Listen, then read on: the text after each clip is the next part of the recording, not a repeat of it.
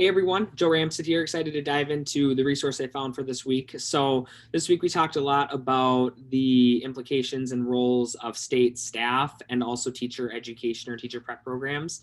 And for me personally, one of my long-term goals is to enter teacher education and work with pre-service teachers. And so I wanted to set out and find some resources and some articles that focused on the role of teacher education. And because I'm kind of a curriculum nerd and that's the area that my thesis is developing in, I found an article that I'm actually really excited about. It's a little bit outdated, but I think it's still very relevant today here, even in 2022. So I'm going to actually go ahead and I will share my screen. And we can kind of walk through this resource. So it is a journal article that was published, it looks like about 20 years ago in the Journal of Ag Education. And it's titled An Examination of Selected Pre-Service Agricultural Teacher Education Programs in the United States. So this research project essentially took a look at several teacher preparation programs in the United States and examined their syllabi and their course framework to figure out not only what courses they were offering to prepare teacher candidates, but also looking at the different content and the different materials that were covered within each course and some of the different topics.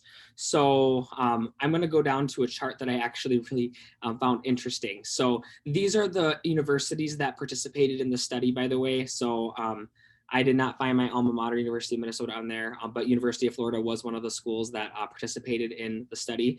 But essentially what this table does is it lists all of the different courses that the programs offered across the United States, and each of the 10 universities indicated which ones they offered. So there's anything ranging from methods of teaching agriculture all the way down to FFA advisement.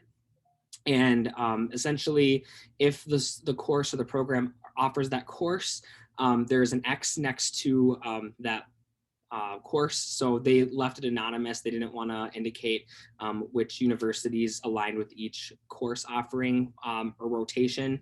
But you can see here, like School A offers methods of teaching agriculture, program planning, student teaching, so on and so forth. I found it very interesting and fitting that methods of teaching agriculture was the most commonly offered course across the 10 participants, coming in at 9 out of the 10 or 90% of the schools offering that course. As a University of Minnesota alum, there's some of the ones on here like ag mechanics, for example.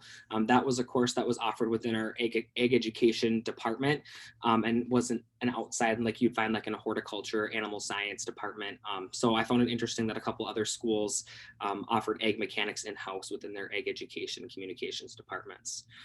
So I found it very interesting. I would be more curious too to see what sequence these schools follow. Like I know University of Minnesota Crookston is one of the other establishments in Minnesota that offers agriculture education, and they offer all of their courses on a rotation. So for example, you might be a freshman taking methods of teaching ag. And personally, I enjoy taking that as a senior because I was able to kind of have those ideas fresh in my mind before I went into student teaching and my fall field placement as well.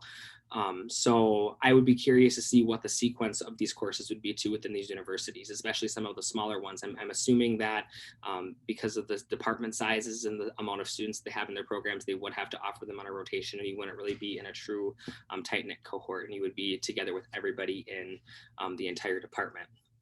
Going down to table 3, then it lists all of the different topics that are offered within the courses. So they examine all of the course syllabi and materials to kind of extrapolate some of the key themes. So anything ranging from presenting micro teachings or micro lessons all the way down to utilizing the World Wide Web as a teaching resource.